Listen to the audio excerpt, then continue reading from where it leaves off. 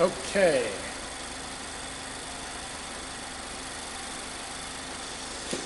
Hello everyone, good afternoon. BC here and welcome to a new Tech2sDay. And in front of me, or behind me, I have a new pretty cool vehicle that I've had for a few days now. Absolutely fantastic. Forgive the noise in the background because I have it running. And you guys are going to join me on the very first dyno for 2019 MX-5, also known as the NDA. Hello JP, good afternoon. JG90, greetings. And for those of you on YouTube, thank you so much for joining me today on another Tech2sDay episode where we talk cars, tech, life, and more. And for those of you listening to on the podcast, thank you so much.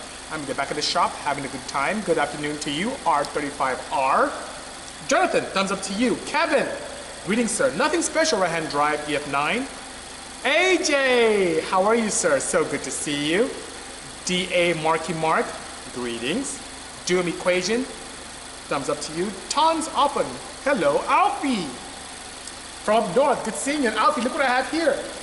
A new MX-5 from Mazda. And what I said to you guys online today on the Bisimoto Instagram feed is so true.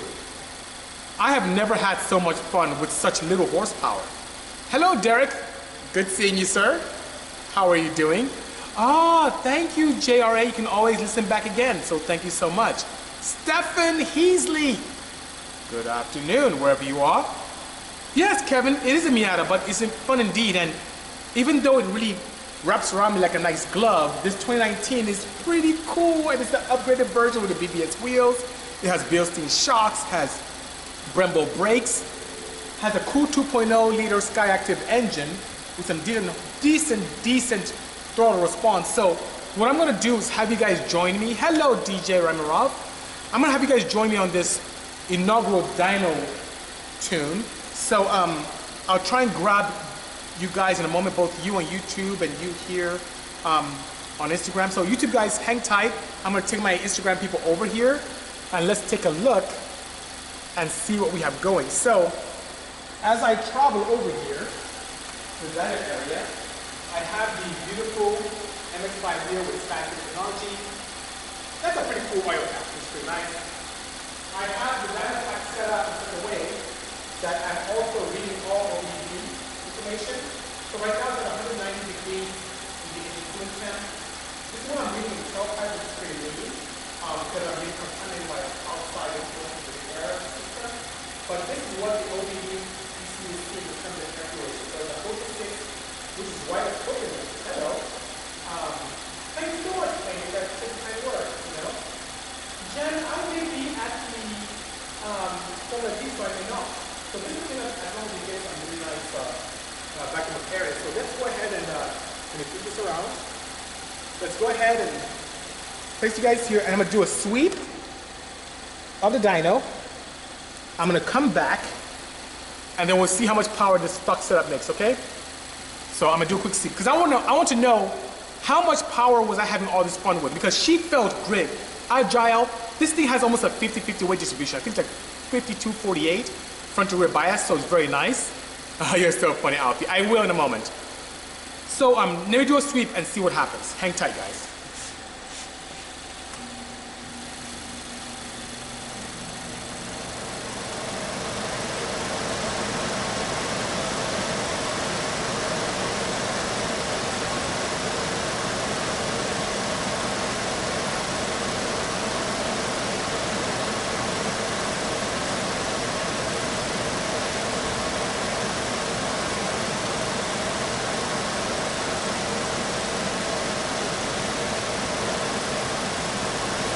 Okay, the dyno's set up, so I'm going to do a sweep from about 1,500 RPMs to 7,300.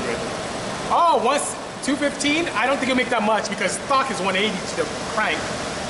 167, that'll be pretty great. 187, oh no, I'm not sure. So it's on 91 now. I'm saying maybe 150, 160 maybe. Ooh, JP, maybe closer. So let's find out. I'll be right back, guys.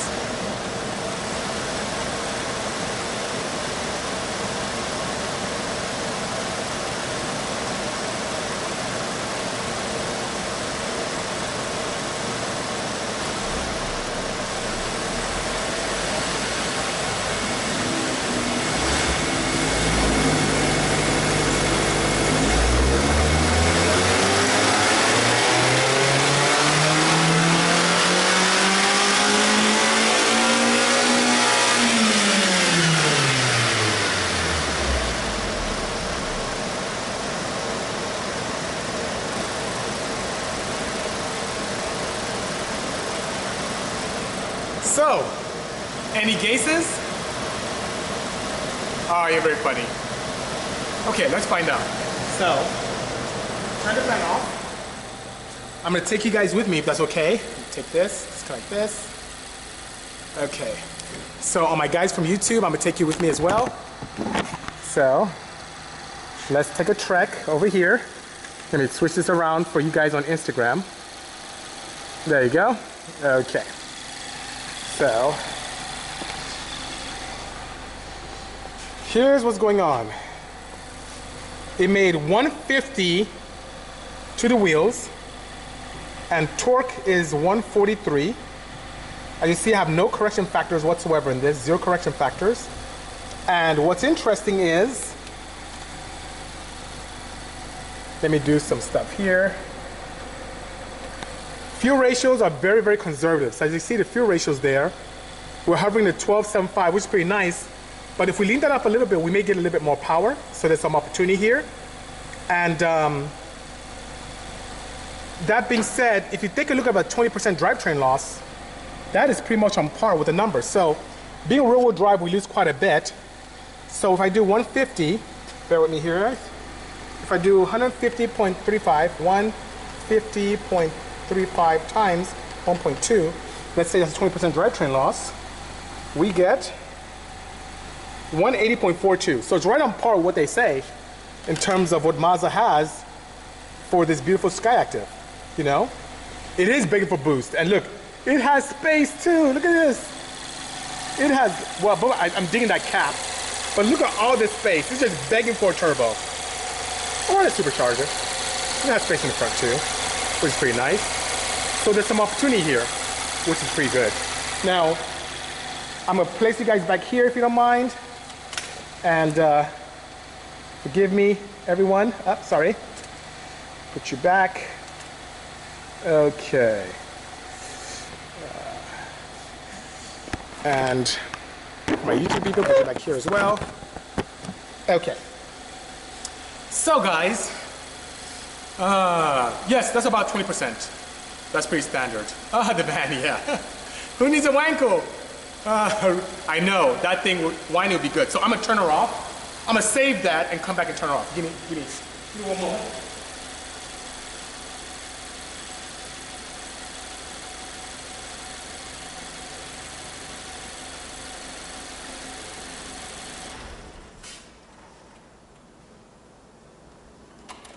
Okay. So,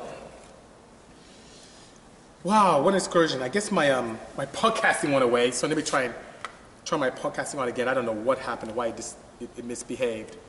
But let's try this again. Okay, so podcasting is now recording.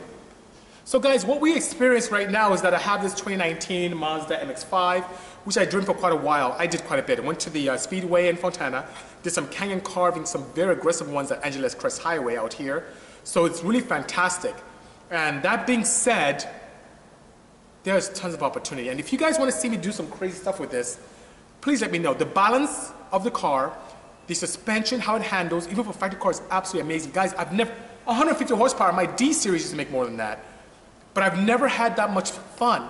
It's almost, dare I say, this Mazda is changing me.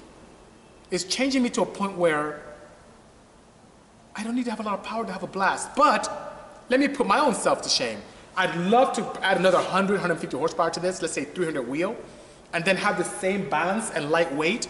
Holy mackerel, this thing could be a monster. Huge tight high revs, you know. I haven't weighed her yet. I haven't weighed her factory, but I can check on my specs. It's a great question, Huffy. Let's see here.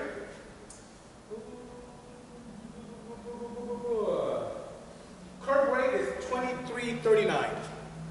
So almost 2,400 pounds. 2339 is the curb rate, AJ. Fourth gear. And Izzy, one good thing, Izzy's asking, what gear do I do the pulls on the dyno? Fourth gear. With a dyno pack, it doesn't really matter what gear you put it in because part of the setup is to put in the gear ratio. So it absorbs the energy through the hub, so you don't have any tire interfaces that can grow and skew results.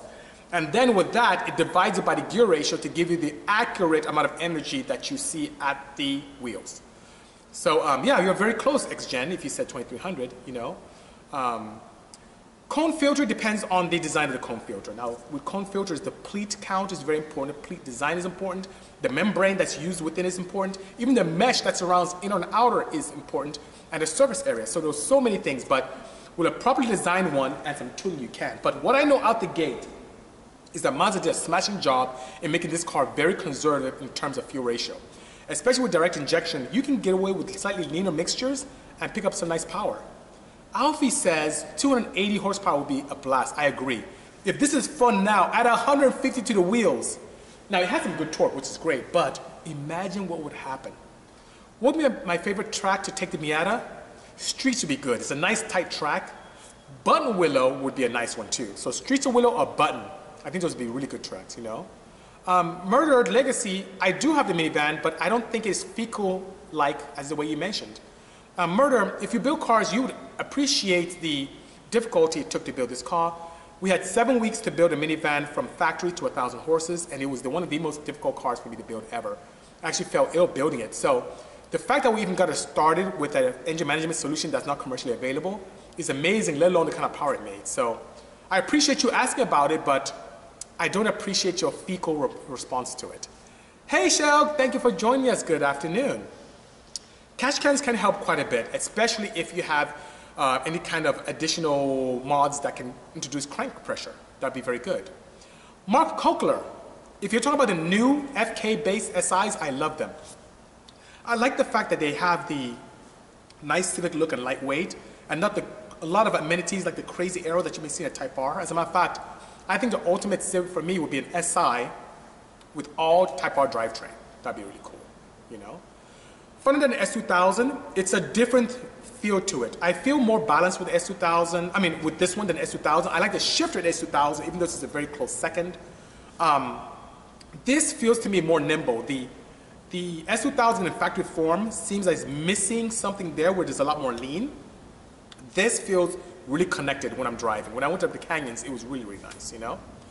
Yes, Ray, I just dynoed it. It made 150 to the wheels. I just did a quick sweep for you guys, you know? I know, right? Roland, you're absolutely correct. Mazda's doing a great job and really messing with me and getting me to really like their brand a lot, you know? It depends what. How often should you want to blast? It depends on your filtration system. If you have a proper filter system, you can go for almost hundreds of thousands of miles without worrying about it. But if you have a system that's not ideal, I've seen people water blast as quickly as 40,000 miles. It depends, you know? Alex Soto, yes, I just dynoed it a moment ago. You missed it. I just dynoed it and made 150 to the wheels. I didn't have to initiate any crazy protocol for dyno mode. I just pressed the traction control button for more than 5 seconds and I was able to dyno without qualm.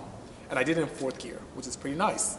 So this vehicle is actually very impressive to me. And what I love about it is it still has that nice heritage from Mazda where the interior is absolutely gorgeous, very attractive external design. This is lighter than the previous generation, which is almost impossible to do with today's standards. 181 horsepower to the crank, which translates to 150 to the wheels on my dyno. Now, what's really cool about this new system is that it's a very upscale model where even something as simple as the roof is hand-painted black. You know, most cars are just spray-painted by machine, but this one, yes, the exterior is spray-painted by machine, but the top is spray-painted black is a very unique design. It's really unique designs. This is the 30th year anniversary of the Mazda Miata, and Mazda's making these special units, I think about 1,000 of them, of which I think 500 come to the United States. And all 500 was sold out within the first hour or so of being brought to the market, which is pretty amazing. So this Mazda heritage is still there. One great thing about this vehicle, being an MX-5 or Miata combo, any given weekend, there are more of these being raced in the world than any other brand, which is pretty exciting. Brian, I am great. How are you, sir? Hey, Angel, good seeing you. VR Shooter, thank you for joining me. And thanks for joining me this time for me to test and dyno the MX-5 Mazda, which is pretty exciting. I'm excited about this. This is pretty cool, you know. Thank you so much, Roger Seferin. I appreciate the kind words. I'm here to help. I have so much affinity for cars. I just love cars deeply. It's just absolutely fantastic. I love cars a lot. So Ray D05 is asking, hey, BC, I was going to order some Pure oil, but they don't have what I usually use, which is 0W40. I live in the Northeast and they recommend 540, but I think it's too thick for cold water. Yes, so Ray, what I would suggest for you to use is the same thing I use on my Viper, which is outside. The Viper requests for 0W40, which I don't really like because it has too wide a scale. of 0 to 40, and here's a challenge with that. To make a zero thin oil, zero weight oil act like a 40 at temperature, you have to add a lot of viscosity modifiers. And those viscosity modifiers are essentially polymers, which is the first thing to break down when you have high heat. So what do I do in my Viper? I run the Purell 10W40, which is what you should run. Even in your cold weather, it gives you enough thinness to crank properly without having challenges and gives you the protection you need at high temperatures. So don't go to 2050, that's definitely far from what you need. The 10W40 Purell is definitely the way to go. And that's what I use on mine. The Purell's 1040 is recommended where a 0 or 5W40 is suggested. So you should be okay, Yes, it's always Miara. Thank you so much, BNS. I appreciate the kind words. I don't know what rear end this has in it. I don't know. I know it has to be some kind of a factory issue, but I don't know. But I know it's a 2.8 thereabout in terms of final drive, So what can I tell you about Purell versus Castrol on your 2018 SI? Quite a few X-Gen. Well, the Castrol that you may use, I don't know which one it is, but would not contain anywhere near the amount of protective zinc that you need. Being that you're an SI valve train is very, very sensitive and susceptible to wear. So if you are very interested in having longevity for your engine, you want something that has a very good amount of zinc, but not just any kind of zinc added to it, zinc that doesn't disassociate very easily from the base compound. So that being said, Purell has a very unique structure with the additive package where whether you're having something that has a high flow cat or factory catalyst, you don't have to worry about contamination because it doesn't disassociate itself easily from the base compound, meaning you don't contaminate it easily. So what I've seen versus Castrol, and I've tested myself in-house, even the higher versions, the more elite versions, is that the Purell has higher shear stability, better wear protection, lower oil temps than what you may experience, can release more power. You see anywhere from 5 to 6 wheel horsepower on your SI alone to just switching over. And above and beyond that, the zinc protects your valve train and VTEC assemblies very, very well. And when you think of the change intervals as well, since you can go 5 to 6,000 miles without changing oil, it actually saves you money in the long run while unleashing some power. So that's the way to go. As Alfie CTRX is saying here, do it, VR shooter, I didn't see your question. You may have to ask that again, Yes, you should, by all means. My pleasure indeed, X-Gen. Yes, it is. Yes, it is very possible, but Brave, here's what happens. Keeping a torque curve flat and multiplying by RPM will continue to increase the horsepower, but there are other things that come into play. Intake manifold being able to sustain it because you're breathing more air and you can have this choke point. When you see torque falling off, multiple things happen. You're running out of air because you have restrictions with your intake. The throttle body or intake manifold can cause that. And also you're introducing more friction than the engine was designed for. Above and beyond that, one concept that really helps create higher RPM power is your camshaft. If you have a camshaft with a fairly narrow window, meaning you have a short duration, a very small overlap, it affects breathability at top end, so you necessarily won't make that power up top. So there's more than that, which is pretty interesting, Yes, what? For normal changes, yes, absolutely superior. Purell is known as a boutique oil. So you don't see the evaporative function that you may see with mobile, meaning you don't see it evaporating very easily. It has a very low evaporative function. When compared to Pennzoil, there's no comparison. Of all the oils, there is no comparison with Purell in terms of shear stability and also being able to release power and protection as well. Purell is a combination of a Group 4 and Group 5 base oils, which does very well with longevity and heat resilience. The oils you mentioned are primarily Group 3, which is older technology and doesn't do very well, Yes, this is an NDA, by all means. Thank you, Dan. How are you, sir? Good seeing you. This one is a 2019. It's a 2019 Miata. Hello, Hedy. Thanks for joining us today. Good afternoon, everyone. And this did very well. I just had so much fun with this. But let's talk about something exciting about this vehicle as well. Recaro seats, which are hollow, very nice, very, very, very firm. Built-in suspension, factory. Eibach, no, that's Eibach. The brakes from Brembo, factory issue. Has some very cool BBS lightweight wheels, which is factory issue as well. If you guys want to see me go crazy with this car, let me know your thoughts. I'll be more than happy to explore that with you and talk to Mazda about maybe building something really crazy. That'd be fantastic. So yes, Brave is asking, so I want to keep the drivability on it. Yes. For me, whether it's high horsepower or low horsepower, drivability is extremely important to me. Extremely, which is pretty nice, And if I had the opportunity to keep the nimble function of this car, keep it lightweight, and increase the power to a factor of 2 or more, I think it would be absolutely Amazing. Kappa says the crazier the better, which is nice, you know. Post a POV video when driving the Miata. I think I would do that. I need to probably set up some equipment and do some point of view. I will be honest with you, I will behave myself when driving when I'm on camera. I always behave, except when I go to Mexico, then all bets are off, you know. How much space is there to work? Quite a bit. So earlier on, and you may have missed this, Samuel, I showed a good opportunity where you can place a nice turbo, which is pretty nice. And Kiru, hi Kiruka. Good seeing you, enjoying your spring break, which is great, I love you. Oh, thank you so much, Robbie, for the kind words. I appreciate that. Yep, Mexico is 3 honks away. Amen. Like honk, honk, honk, take off. 1, 2, 3, Mexico.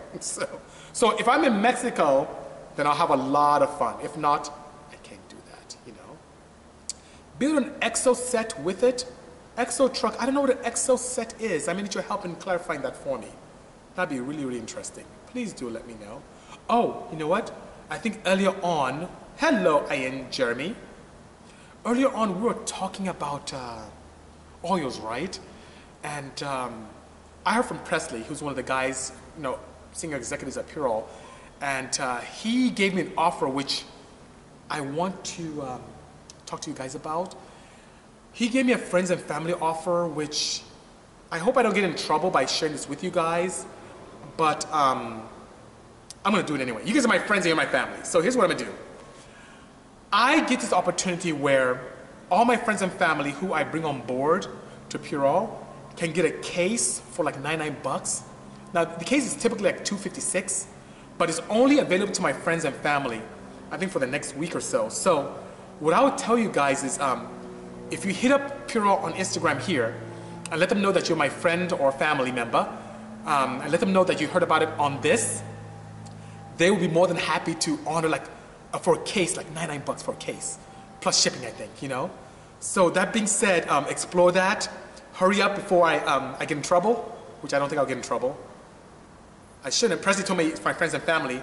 So that being said, hi Kirimoto, do it before they smack me down. Anyway, just a little tidbit, and I'll try and sneak in a post to remind you guys, just in case. I know, JP. I'm hoping I don't get in trouble, so I'm being very cautious with this. Hey Zach, good seeing you, you know. Good to see you as well, Ayo. So I'm right here, and Zach as well. In front of the Miata, I just put on a dyno, which is cool. You can see that. And it made good power. It made actually pretty 150, which I am shocked that I had so much fun. I'm shocked and embarrassed at the same time that I had so much fun with a 180 crank, 150 wheel horsepower car, which shows the potential. And what I'm curious about is for you Mazda lovers, for you MX-5 Miata lovers, do you guys typically wait to modify your cars, or do you modify them right off the box? I'd be very curious to find out. I had 2 meetings, Zach, and one had to be delayed until next week, Monday, but the other one went extremely well, so thank you. Thanks so much. Your endless racing is right. He says momentum is fun. It is. But what if we could amplify that momentum with some horsepower? How cool would that be, you know? HRT, I think you're writing in Russian, but I don't know what you're saying. So sorry. BBS plus your car per Brembo, win-win-win. Absolutely, of course, with a nice vehicle in between it, which is pretty nice, you know? Well, Tony, that's okay. Don't feel bad that the Mazda MX-5 makes 150 to the wheels, because I have Porsches here that make less than that. I have a Porsche, which I should probably put up a chart soon. It's a 3.2 engine, naturally aspirated, which makes 146. And it's a Porsche flat 6 that may make a little bit more torque than the MX-5 did, but the Porsche 911s that make less than that. It's how balanced it is, how much fun, and how much more you can make from it, which is what I want to do, you know? Ooh, Izzy says I should take the car in a stock form, the button willow, and try to put it up the best time I can, and then go wild with it, and then see what happens afterwards. Izzy, that's a good idea. So what I'm gonna do is, I'm gonna call my friends from Mazda, see if there's an opportunity that we can get this car back again, try that out, do as much as I can. AJ, I'm gonna need some pointers from you, brother, and see what we can do, and make it happen, you know? XGen SI says, talk about my all-wheel drive Porsche with the turbos out the hood. I would love to. So I hope you don't get upset with me, but that was an April Fool's joke. For me to have a Porsche that was originally rear-wheel drive, rear engine, like an RR layout, And then to put a D series where I pair cylinders 1 and 4 and 2 and 3 and make a twin turbo, put in the front and make a front wheel drive, that was a bit of a joke. I love you too, Kiru. So that being said, I know XGen, it was an April Fool's joke. Now, I will tell you one thing. That would have been the most outrageous project I've ever done before. But the team and I have talked about this year, and we're going to build something amazingly just as crazy this year. So hang tight. I won't disappoint you. It may not be as outlandish as what I put up yesterday as a joke, but it'll be almost up there, so hang tight, you know? Rev hang is what DJ's asking. Do you think it helps the boost not falling? Yes, it does. It does quite a bit. Sam, I'm going to call you. Sam, you're saying let's do it, but you're probably going to hate me this year because I have a lot coming your way. So for those who know Sam, he's a very talented fabricator and a good friend, and he helps me make crazy stuff come true here at Bisimoto. So he's gonna love me now, but I think by tomorrow he's gonna hate me. So I'm gonna give you a call, Sam, and let you know what's going on.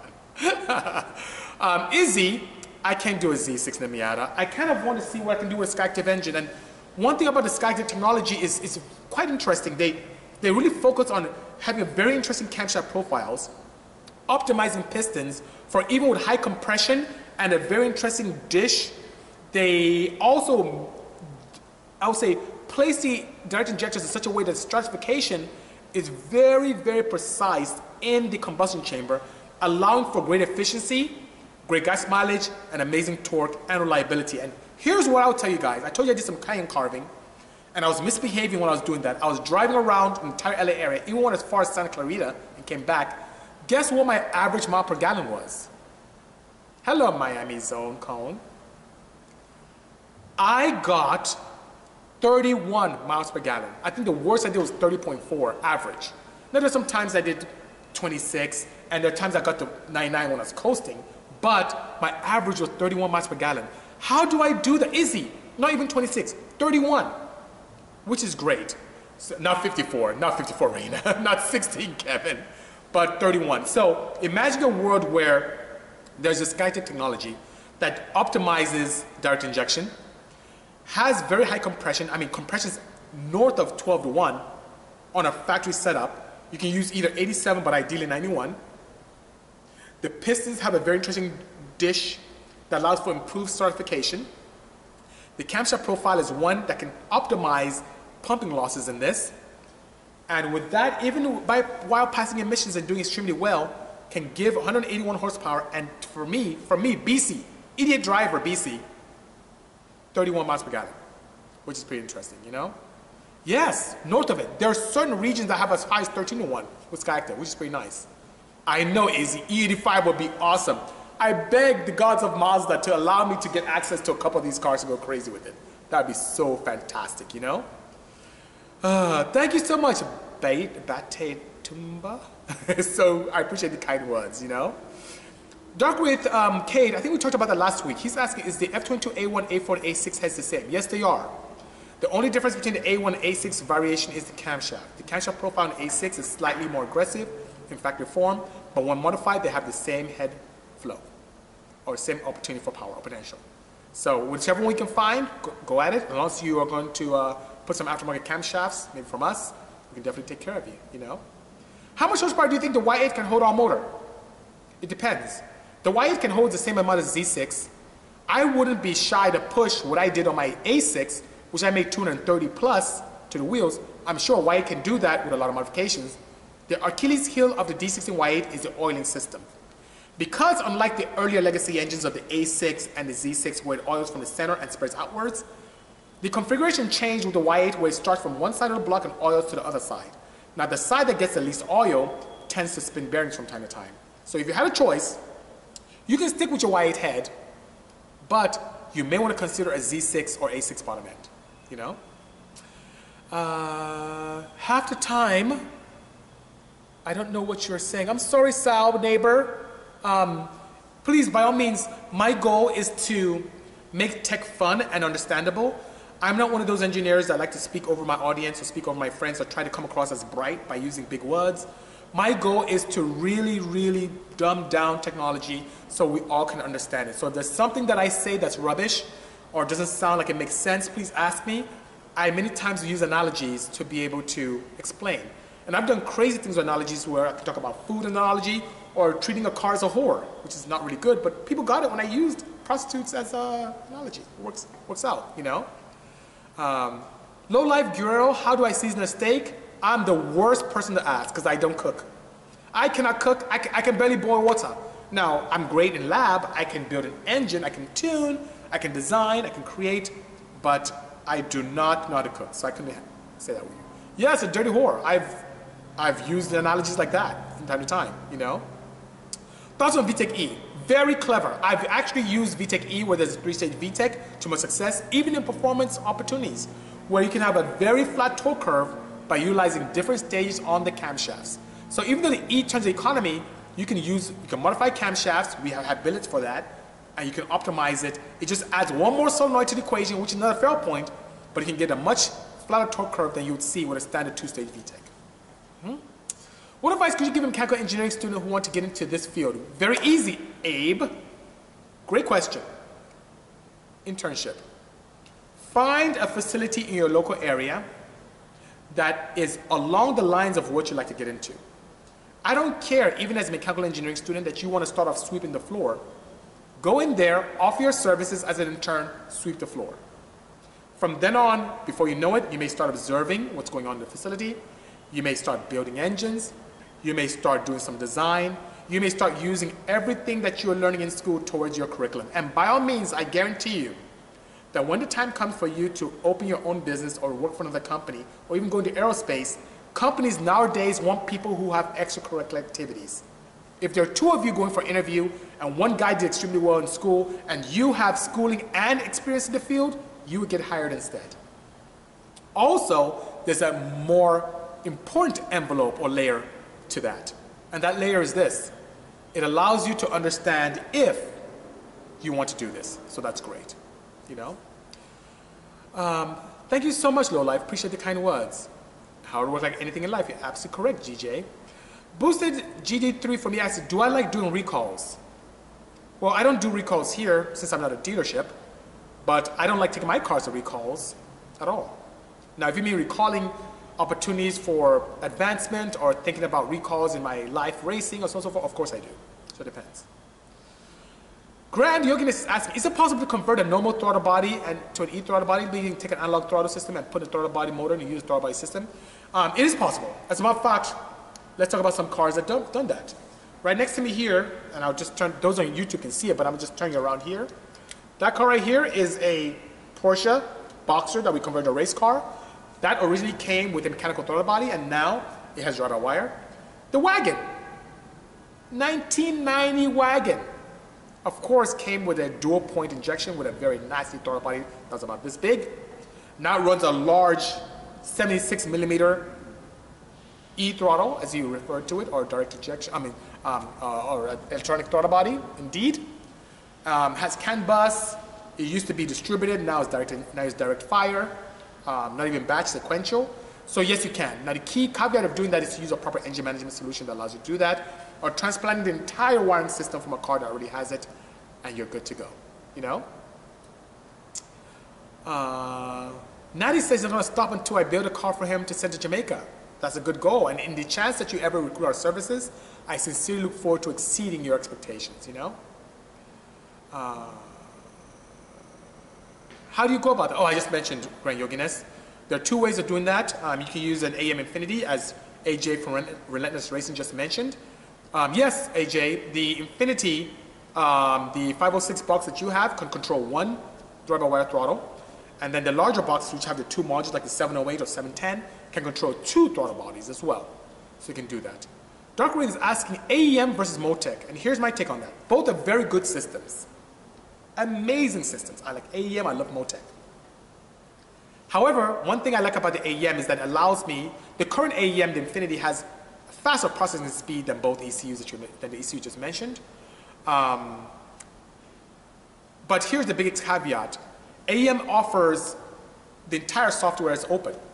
So if you want to go drive-by-wire, you don't have to pay to get that upgrade. If you want to go to closed-loop knock control, you don't have to pay for that. If you want to do closed-loop for dual banks for O2 sensors, you don't have to do that. Individual cylinder tuning for knock, for ignition, for fuel, you don't have to open that. So with Motec, you can get the base unit, but every time you have an upgrade that you want to explore with your tuning, you have to pay to be able to unlock those features. While AM comes completely unlocked. So net, I can get all the features of a Motec with an AM Infinity at a fraction of the cost, which is pretty nice. DJ is asking, does Puro only do oil? Yes, at this point, they only do motor oil. I know they're going to expand to gearbox oils. I think they're going to expand into some kind of water weather system.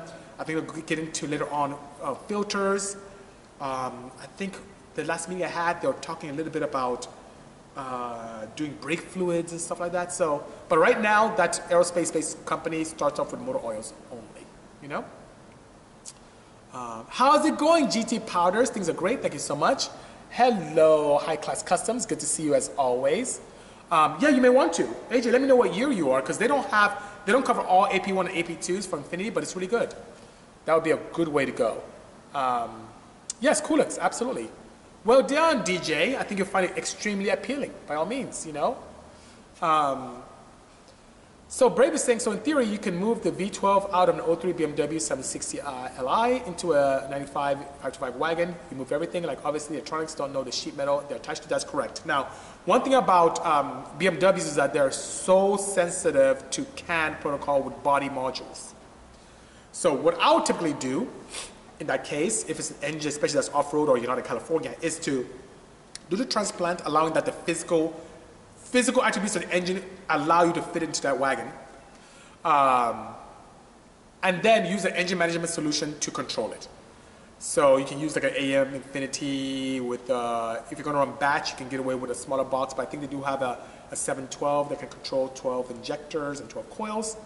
If not, you can do something that can allow you to run batch, and you can do a wasted spark as well. So an engine management solution would be the way to go to make it much easier. But if you have the patience to transfer the body module information if it needs it, or to trick the ECU to seeing what it wants to see with the body module, yes, you can individually take everything out and transfer over, and the chassis or ECU could care less or not even know what's going on, you know?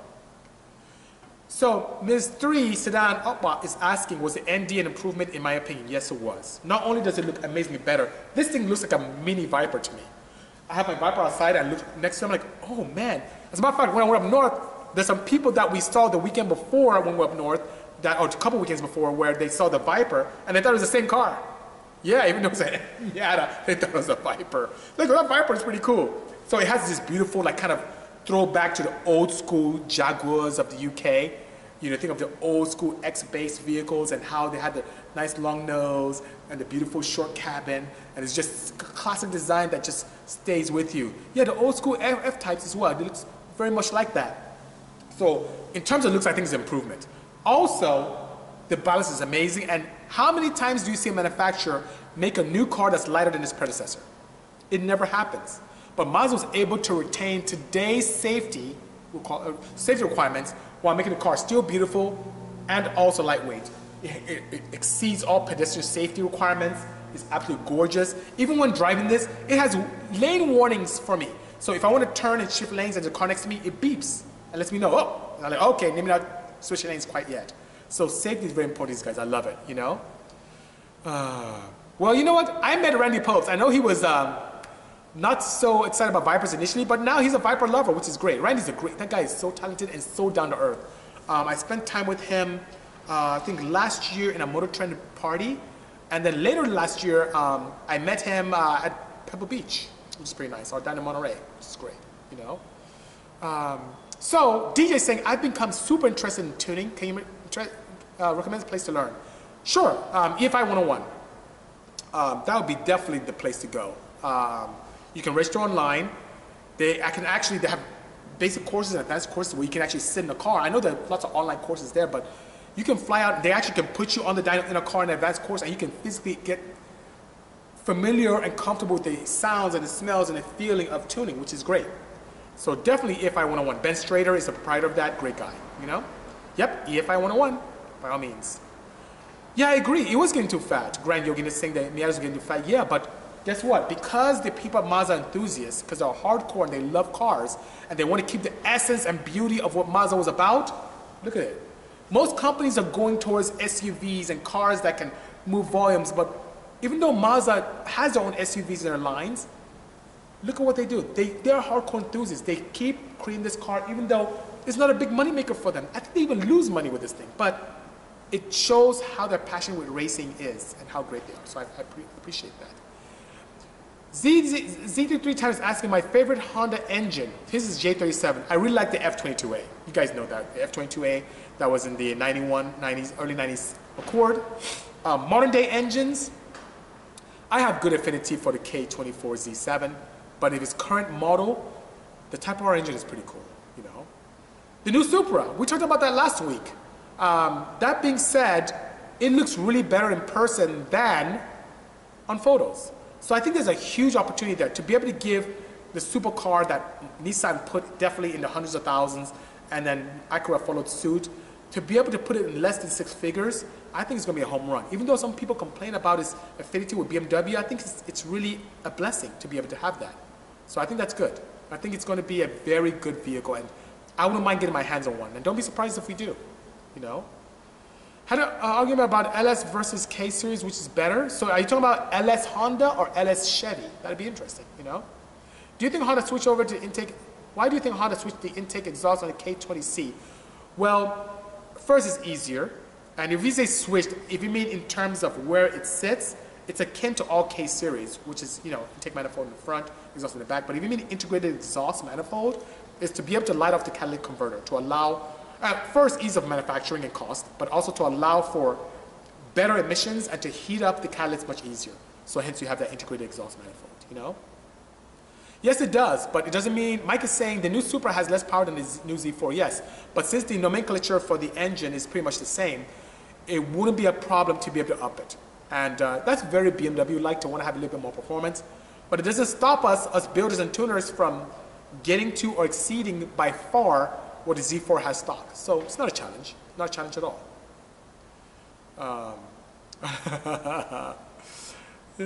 So SB is asking, BC, I've had customers ask about the benefits of de-stroking engine. Can you elaborate? Yes, I can. So one thing about de-stroking engine, I've done that. I did all my D series. It allows for safer, better longevity, and a high RPM capability. There are, in essence, all things being equal. When I say all things being equal, we're keeping the caloric content of the fuel the same, so we're not changing fuels. The one way to get power into an engine, have an engine make power, all things being equal, is to ingest more air. The more air you can get into the engine with a proper amount of fuel, you'll make more power. And you can do that with displacement, you can do that with RPM. Now, when you de-stroke an engine, it allows you safely, with less side loading, it allows you to safely and more efficiently get more air into the engine. So de-stroking it, even if you go with a larger bore, you de-stroke it, you have more high RPM capability that's safer. So hence, you have the opportunity to make some good power. Now, the challenge for us in the Honda world, many of us, is that our valve train wasn't designed that way, so you can do some really creative things to be able to keep your valve train in survival mode north of 10,000 RPMs. You don't want to do that. You don't want to do that with LS heads. There's certain Ks that you want to push that much. I know what I had to do with my F22A to get it to rev to 10.4 reliably. There are quite a few things you have to do. But when done right, you can go lower in displacement, or you can keep the displacement the same by de-stroking and going bigger bore and getting more RPM capability for better breathability and hence making more power, which is pretty nice, you know? Thank you, Jeremiah. I appreciate the thumbs up. Go ahead, Super Saiyan. It's about, I think we're almost close to an hour, so I would love to be able to answer your questions before I excuse myself. Hello, SR Performance 2110. Good seeing you as always. No, I haven't had much experience PNW with Golf TDIs, not much with the turbo diesels, so please forgive me. I don't have a relationship at all with Volkswagen. And guys, just to let you know, one of the things that allow me, hello Olaf, one of the things that allows me to do well with cars, period, is the support of the OEMs. So the reason why I've had great success with Porsches is that a lot of local dealerships with some influence from Porsche has helped me tremendously. The reason why I've done extremely well with Hondas and Hyundais and some Fords to some extent is that the manufacturers do support us with that. Yes, it helps tremendously when I have companies like Trom and Golden Eagle and AEM, when they're there to support us tremendously, SB, Machine, that helps a lot, but the OEMs really allow us to do great things. So when I get support from OEMs, let's say I had some support from Volkswagen AG, I'll be more than happy, and it helps me tremendously in doing things. Even with this new Supra, by partnering with Toyota would help tremendously in helping us develop stuff, because developing parts is very, very expensive. And as a singular person with a great team behind me, it gets very expensive and I cannot afford it all. It's very challenging to do, you know? So 2110, yes, I've traveled overseas many times to tune. Everywhere from Europe to north of the border here in the US, to around the world. Yes, I've done that. So if you're interested, write to us at sales@bisimoto.com, and if it's ideal enough with enough cars, we'll be more than happy to explore that. Oh, time is flying, time is flying. I love to see that, Playmaker. I love to see that indeed. Olaf is asking, what's new? Well, what's new, Olaf, is I have this Mazda MX-5, which is a very nice model. Very upscale model indeed. Hello, Dennis, good seeing you. It's absolutely gorgeous. And I just grabbed some stuff here. We just put on a Dyno too, which is pretty cool. And this right here, let me just show some cheaper stuff. That's not what I want.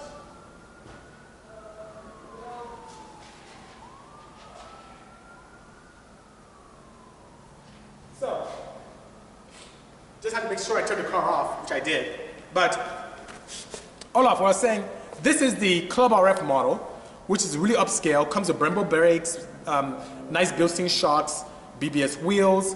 The top is not a normal gray, as the car, you can see the car has this beautiful gray color, but, and I guess I murdered quite a few bugs when I was having fun, but the top is hand painted. It's really, really elite, very nice. Specs, it's a 2.0 Skyactiv engine, direct injected, manual 6-speed transmission, which is very nice shifting as well. I think it even contains a Skyactiv gearbox setup, which is pretty interesting, which gives a very nice short shifting and a very lightweight structure inside that allows much better driving experience. Above and beyond that, makes 181 horsepower to the crank, which I verified by putting mine on the dyno, or this one on the dyno, and it made 150.43 to the wheels, which is right on par to what they mentioned, which is pretty nice. I know, I killed a lot of butterflies. I feel like a murderer. Look at that. Look at all the rubbish there. I killed a lot of butterflies, so I'm so sorry, guys. Thank you so much, Soto. I appreciate the kind words. The Grand Yoginess, if you really want me to do a build, let me know. I definitely need to let the people from Mazda, they want to know if you're interested in having us do something. And if you are, I'll put a post up. You can write to us. I'll forward it on to the powers that may be to see if it's something you'd like to see. The car is really awesome in factory form, but I feel with additional 100, 150, another 600 horsepower, I think this car would be amazing.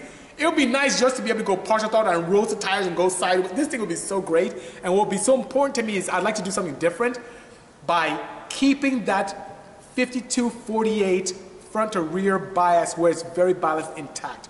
It would be very important to me to use engineering to my advantage and keep that balance, but give it more power. That would be so great. And if it forces me to go supercharged, I'll do it. But I'd love to go turbocharged because it gives me a lot more flexibility and just dynamic function, which is good, you know?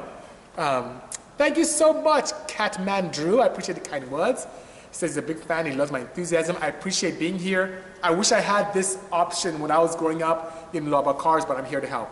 Yes, Livitigas, zoom, zoom. Feel alive. I guess that's one of the things I do. Marlon from back east. Hello, brother. How are you? So, Marlon Ultimate EG. For those of you guys who know Marlon, he has this EG that's green, like the Hulk. The thing is clean. It's one of the cleanest EGs. He puts West Coast EGs to shame with his. We appreciate you, sir. I love your enthusiasm for everything Honda-based, you know? I know, Kevin, the balance is amazing. I can't believe how much fun I had in the canyons with this. With 150 wheel horsepower. How crazy is that? You know? Olaf. So, center seat news. I have some new technology that I cannot wait to release. And I'm building another center seat this year. It's going to be gold with a single turbo. So the other two I built, the red one that's right here next to me, and the black one that's in the corner over there, definitely exists in both twin turbo configurations. One has the turbos facing outwards, one inwards, and I want something similar but different with new technology. So in a few months, I should have something very nice, and they'll give some options on what to choose, which would be very nice, you know? 2JZ Monster, very tried and true to old engine. Hello, TFT, good seeing you. Thank you so much. But the technology is really old. I mean, we need something new. What I'd love to do, in the same vein as a 2JZ, is to play with the new inline 6 that's in the new Supra. That'd be really cool, you know? Marlon, thank you so much. I appreciate you and your dedication and passion to the Honda scene. We need more people like you that have passion and care about their cars. We need that passion across all marquees, whether it's Honda, Nissan, Toyota, Porsche, Audi, Mercedes-Benz, Mazda. We need that passion. We need to continue to keep this thing going and have cars that are an extension of ourselves. So what if you want to camber your wheels and go hella flush? That's what you love. So what if you want to be crazy like me and put 500 more horsepower on a 150 horsepower setup? Do it. It's an extension of you. All I want you guys to do is to stay safe. Olaf, next event is this weekend. So this weekend, I'm going to display the wagon, which is right here at Formula D. So if you're in the local area, guys, come out to Long Beach Formula D. I'll be in the Turbo Next booth. Please come out. If you are a big Porsche fan, like I'm sure you are, Olaf, at the Peterson Museum, early morning from 8 a.m. to about 10 p.m., maybe noon, close to noon, at the Peterson, there's a Zuffenhausen event happening up top at the Peterson. So I'll be there with the blue Porsche, which is right over there. So the wagon, I'm just take this over here to you guys and switch this around. You guys can see me on YouTube, but the wagon is going to be there at Formula D. And it's Case One wagon, and the Porsche right there is going to be at the Zuffenhausen event, which is pretty cool. So that's the way. And the Odyssey is just chilling there. You know? Yeah, absolutely. Ooh, please do, Andrew. And you picked a great place to move to. It's very nice, very nice. There's test and tune on Sunday. There's so much going on. There's so little time. I want to go to all of it. Oh my God. Okay. If I finish up at the Porsche event, maybe I'll try and swing by Fontana. It may be tough because I'm going to be all the way in the west side. And I have to come back. And I wouldn't want to drive a Porsche there. Swap cars. Anyway.